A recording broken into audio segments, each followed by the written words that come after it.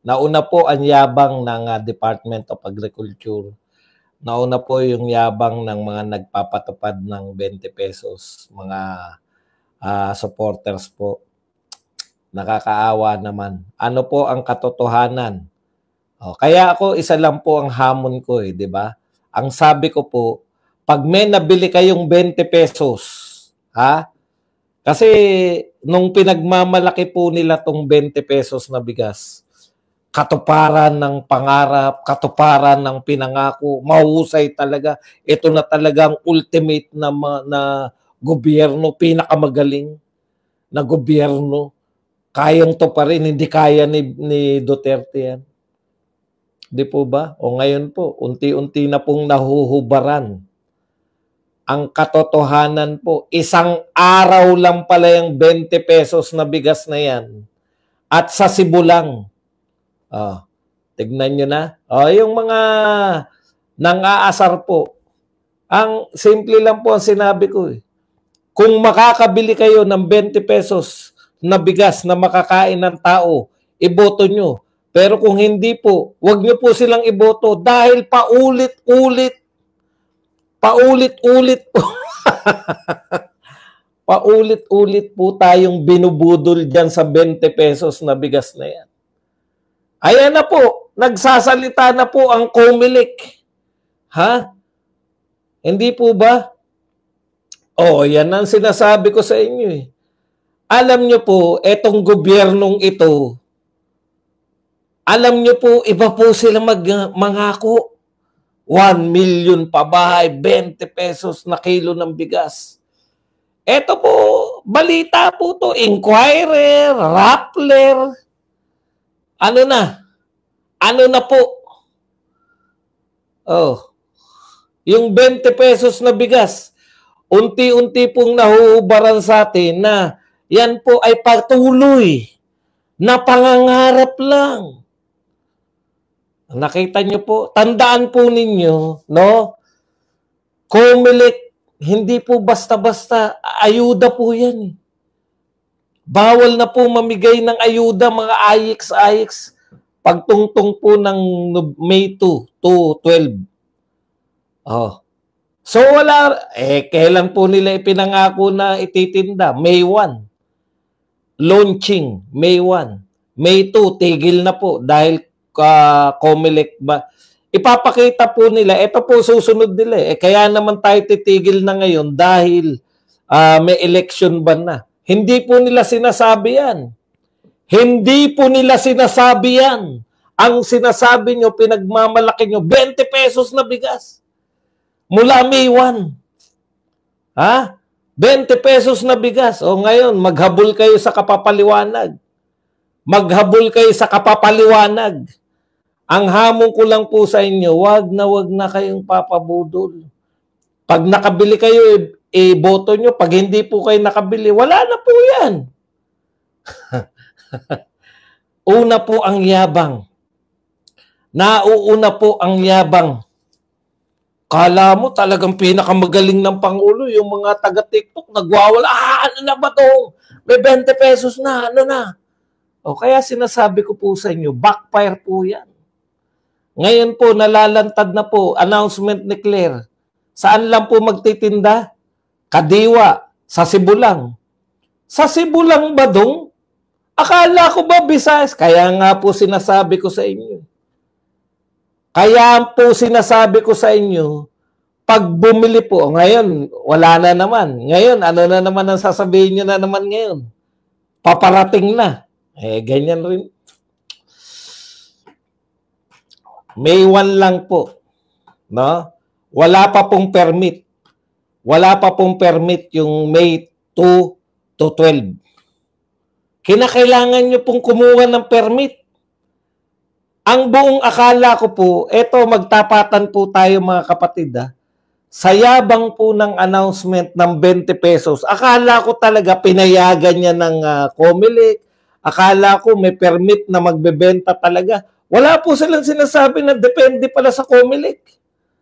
No? Hindi po kami nagrereklamo. Ito po ay katotohanan. Pag katotohanan, Tignan na po natin kasi sinabi na po nito, Cebu lang po magbebenta May 1. Ano po ba reklamo namin doon? Hindi po kami nagre-reklamo. Ako nagreklamo. Sabi ko nga, eto sabi ko ha, iboto nyo pag nakabili kayo ng 20. Oh.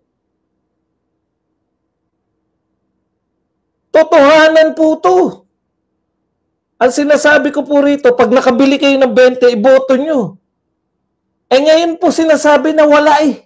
Isang araw lang eh. Naknampu pa naman, panay dakdak.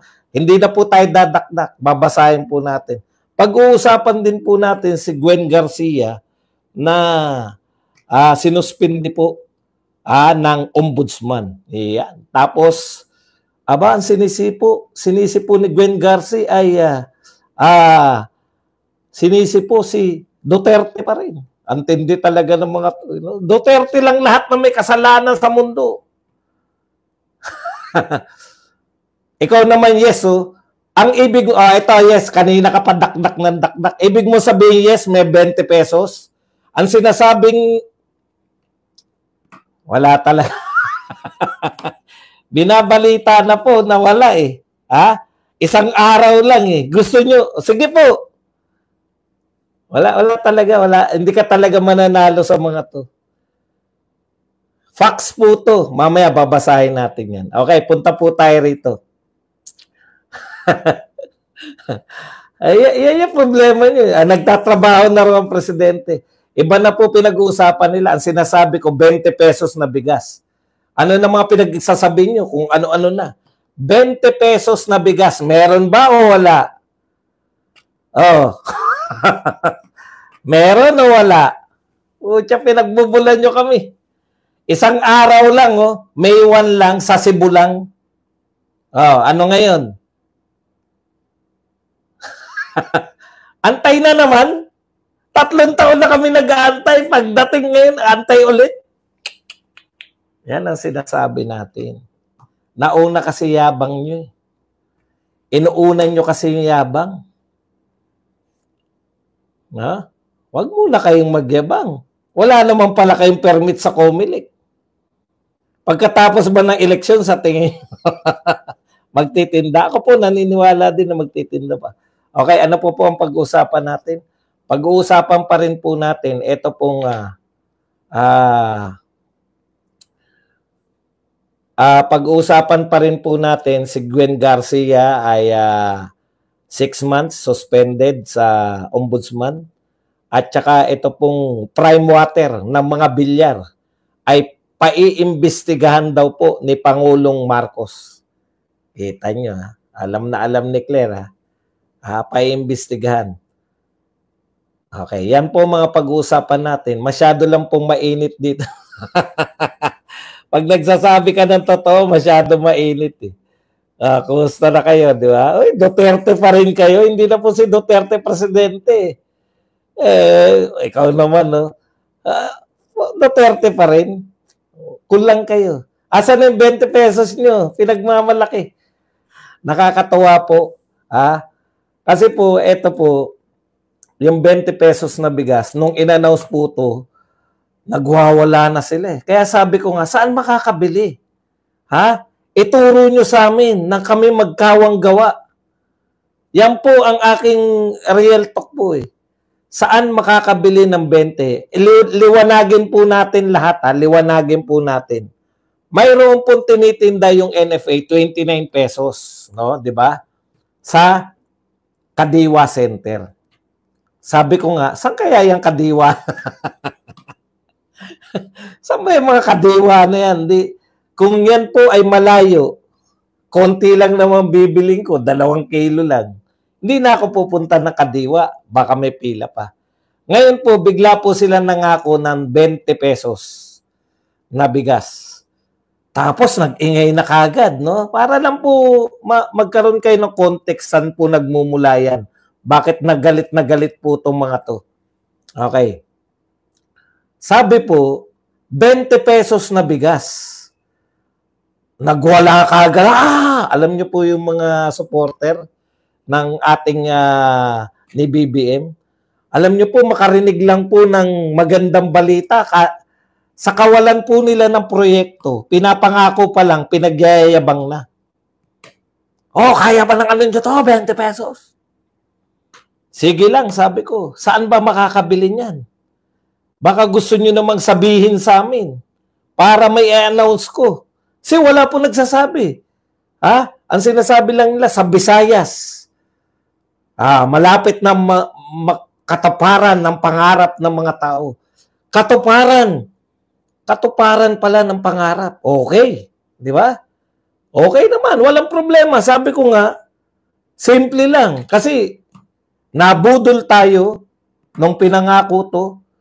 Ngayon, papabudol ba uli? Sabi ko, hindi. Magtiwala rin tayo.